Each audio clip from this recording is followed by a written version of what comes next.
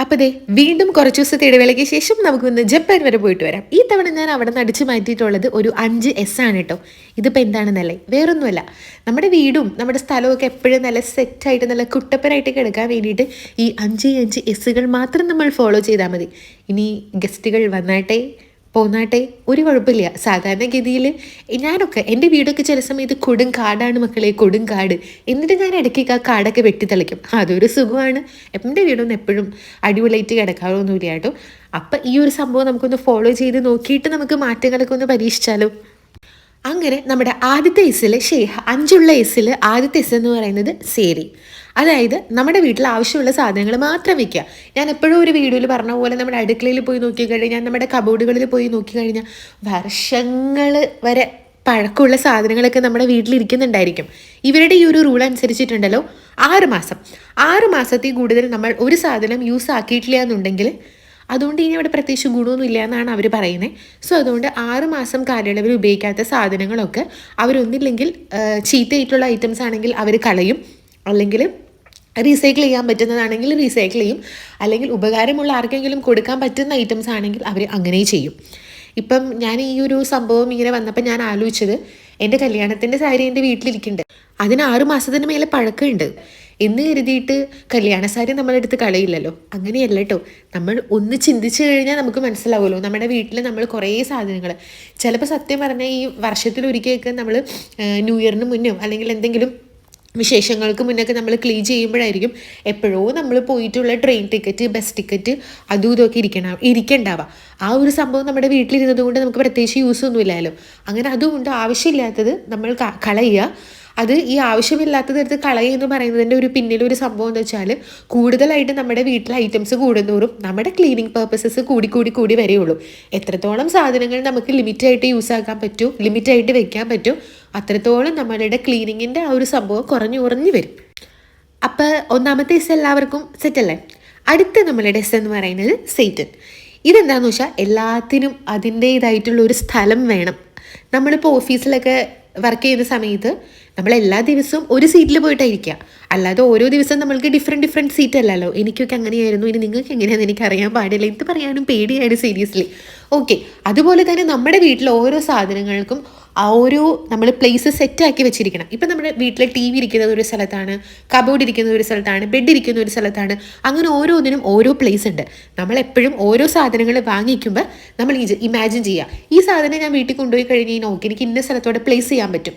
അതിനുള്ള സ്പേസ് അവിടെയുണ്ട്.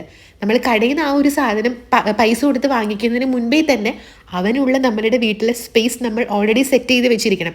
സ്പേസ് ഇല്ല എന്നുണ്ടെങ്കിൽ അവനെ വീട്ടിലേക്ക് കൂട്ടിക്കൊണ്ട് വരാണെങ്കിൽ നിങ്ങൾ നിൽക്കരുത്.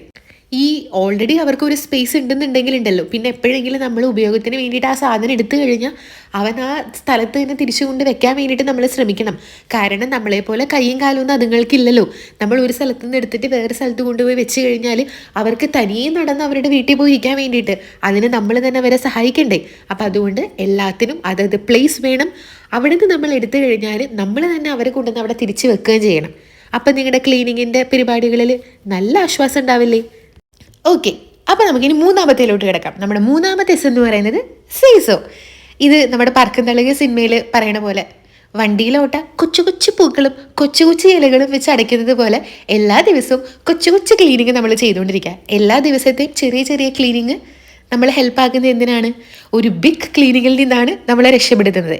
സോ അതുകൊണ്ട് നമുക്ക് ഇങ്ങനെ ഒരു ഇതൊക്കെ ചെയ്യാം. എല്ലാ ദിവസവും നമ്മൾ അടുക്കളയിൽ കുക്കിംഗ് ഒക്കെ കഴിയുമ്പോൾ നമ്മുടെ കൗണ്ടർ ടോപ്പ് വൃത്തിയാക്കുന്നു, നമ്മുടെ വാഷ് ബേസിൻ, നമ്മുടെ സിങ്ക് വൃത്തിയാക്കുന്നു, അതുപോലെ തന്നെ നമ്മുടെ ഗ്യാസിൻ്റെ അടുപ്പ് നമ്മൾ വൃത്തിയാക്കുന്നു. അതുപോലെ തന്നെ നമ്മളുടെ എല്ലാ ദിവസവും നമ്മൾ റൂം അടിക്കുന്നവരായിരിക്കും, തുടയ്ക്കുന്നതല്ല ഉദ്ദേശിച്ചത്, അടിക്കുന്നവരായിരിക്കും. അതെല്ലാ ദിവസവും ചെയ്യാം. അങ്ങനെ ചെയ്തു പോയി കഴിഞ്ഞ് കഴിഞ്ഞാൽ നമുക്ക് സെറ്റാണ്.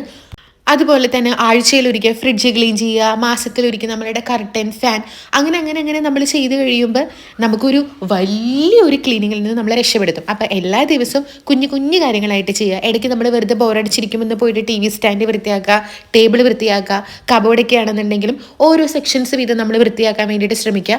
അപ്പോൾ എല്ലാം നമുക്ക് ക്ലീനായിട്ട് ഇരിക്കുകയും ചെയ്യും. നമ്മൾ വലിയ ക്ലീനിങ് ചെയ്തൊരു ഫീലിംഗ് നമുക്ക് ഉണ്ടാവുകയുമില്ല. മൂന്നെണ്ണമായപ്പോഴേക്കും നിങ്ങൾക്ക് ബോറടിച്ചോ എന്ന് എനിക്ക് അറിയാൻ പാടില്ല. ബോറടിച്ചെങ്കിലും ഒരു രണ്ടെണ്ണം കൂടെ കേൾക്കാനുള്ള ക്ഷമ കാണിക്കണം കേട്ടോ. I am very sorry. Okay, അപ്പോൾ നമ്മുടെ നാലാമത്തെ സംഭവം എന്താണ്? സെഗറ്റ്സു.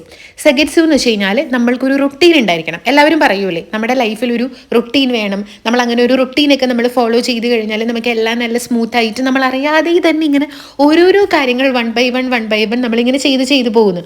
അതേപോലെ തന്നെ ഞാൻ അങ്ങനെ ചെയ്യാറുണ്ട് കേട്ടോ. അതായത് എനിക്ക് എപ്പോഴും ഞാൻ തറയൊക്കെ തുടയ്ക്കുന്നത് ഇടവിട്ടാണ്. അതേപോലെ തന്നെ ഇടവിട്ട് ബാത്റൂം ക്ലീൻ ചെയ്യുക, വാഷ് ബേസിൻ ക്ലീൻ ചെയ്യുക, ആഴ്ചയിലൊരിക്കൽ ഫ്രിഡ്ജ് ക്ലീൻ ചെയ്യുക. അങ്ങനെ ഓൾറെഡി ഞാൻ സെറ്റ് ചെയ്ത് വെച്ചിട്ടുണ്ട്. അതുകൊണ്ട് തന്നെ നമുക്ക് കൺഫ്യൂഷൻസും കാര്യങ്ങളൊന്നുമില്ല. അപ്പം എപ്പോഴും അങ്ങനെ, അതായത് ജോലിക്ക് പോകുന്ന ആൾക്കാർക്ക് മേ ബി ഒരു വീക്കിലി മാത്രമേ ചെയ്യാൻ പറ്റുന്നുണ്ടാവുള്ളൂ.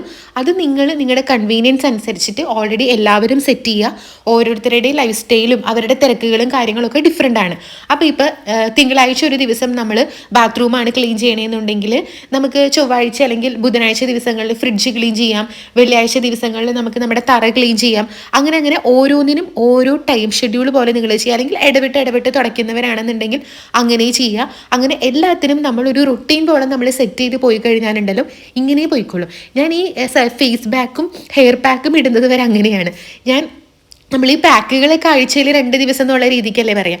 അപ്പം ഞാൻ പണ്ട് മുതലേ ജോലിക്ക് പോകുന്ന സമയം മുതലേ ഞാൻ ബുധനാഴ്ചയും ശനിയാഴ്ചയുമാണ് എൻ്റെ ഫുൾ ക്ലീനിങ്. വീട് ക്ലീൻ ചെയ്യുന്നതും എന്നെ മൊത്തത്തിൽ ഞാൻ ക്ലീൻ ചെയ്യുന്നതും ബുധനും ശനിയും ദിവസങ്ങളിലാണ്. അത് ഞാൻ ഇന്നും ഫോളോ ചെയ്തുകൊണ്ട് പോകുന്നുണ്ട്. അത് ഇൻറ്റൻഷനലി അല്ല, ബുധനും ശനിയും ആയി കഴിഞ്ഞ് കഴിഞ്ഞാൽ പണ്ട് മുതലേ ഫോളോ ചെയ്യുന്നത് കൊണ്ട് ഞാൻ ഇങ്ങനെ തന്നെ അത് ഫോളോ ചെയ്തുകൊണ്ട് വരുന്നു. സോ നിങ്ങളും ട്രൈ ചെയ്യട്ടോ. ഓക്കെ, അപ്പോൾ നമ്മുടെ 5ാമത്തെ പോയിന്റ് എന്ന് വെച്ച് കഴിഞ്ഞാൽ സിറ്റ്സുകി. ഇതിൻ്റെ പ്രൊനൗൺസിയേഷനിലൊക്കെ എന്തെങ്കിലും മിസ്റ്റേക്ക് ഉണ്ടെന്നുണ്ടെങ്കിൽ എന്നോട് പറഞ്ഞു തരണം കേട്ടോ. ഞാനിങ്ങനെ ഗൂഗിളിൽ പോയിട്ട് പ്രൊനൗൺസിയേഷൻ കേട്ടിട്ടാണ് ഞാൻ ഇവിടെ വന്ന് പറയുന്നത്. എന്നാലും എന്തെങ്കിലും മിസ്റ്റേക്ക് ഉണ്ടെങ്കിൽ പറഞ്ഞു തരണം കേട്ടോ. ഈ ഒരു പോയിന്റ് നമ്മുടെ 4th വണ്ണുമായിട്ട് റിയലി കണക്റ്റഡ് ആണ്. അതായത് ഇത് തന്നെ നമ്മളൊരു ഹാബിറ്റായിട്ട് എപ്പോഴും തുടർന്നുകൊണ്ട് പോകാം. ഞാനൊക്കെ ഉണ്ടല്ലോ പുത്തനച്ച് പുറപ്പുറം തൂക്കുമെന്ന് പറയുന്ന ഒരു ടൈപ്പാണ്. സ്റ്റാർട്ടിങ്ങിലൊക്കെ എനിക്ക് ഭയങ്കര ത്വരയായിരിക്കും. പിന്നെ നമുക്ക് പയ്യെ ഇച്ചിരി പാടാണ്. പക്ഷെ ഇങ്ങനെ കടിച്ച് പിടിച്ചിട്ടൊക്കെ വേണം ഒരു റൊട്ടീൻ. അതെപ്പോഴും അങ്ങനെയാണ്. നമ്മളൊരു മാസം അല്ലെങ്കിൽ 2 ആഴ്ചയൊക്കെ ഒരു സംഗതി ഫോളോ ചെയ്താലാണത് നമ്മുടെ ലൈഫിൽ ഒരു റുട്ടീനായിട്ട് പോവുള്ളൂ. അപ്പോൾ ഈ പറഞ്ഞ പോലെ നമ്മൾ ഇടയ്ക്കിടയ്ക്ക് ക്ലീൻ ചെയ്യുന്നത്, ഡെയിലിയുള്ള ചെറിയ ക്ലീനിങ്, ഓരോ ദിവസം നമ്മൾ തരംതിരിച്ച് ഓരോന്നിന് കൊടുക്കുന്നത്, ആവശ്യമില്ലാത്ത സാധനങ്ങൾ നമ്മുടെ വീട്ടിലേക്ക് കയറ്റാതിരിക്കുന്നത്, ഇതൊക്കെ 2-3 ദിവസം മാത്രം നമ്മൾ ചെയ്തിട്ട് കാര്യമില്ല. ഒരു മാസം കണ്ടിന്യൂസ് ആയിട്ട് ഇങ്ങനെ പരിശ്രമിച്ചാലായിരിക്കും നമ്മൾക്ക് ഈ ഒരു റുട്ടീനിൽ സ്റ്റിക്ക് ചെയ്യാൻ പറ്റുക. ഈ നമ്മുടെ ഇപ്പം ഓടിപ്പോയിട്ട് നിങ്ങളുടെ ഹാൻഡ് ബാഗ് ഒന്ന് നോക്കി അതിനുള്ളിൽ ചിലപ്പോൾ കുറേ ബസ് ടിക്കറ്റും കുറേ ട്രെയിൻ ടിക്കറ്റും ഒക്കെ കാണുമായിരിക്കും.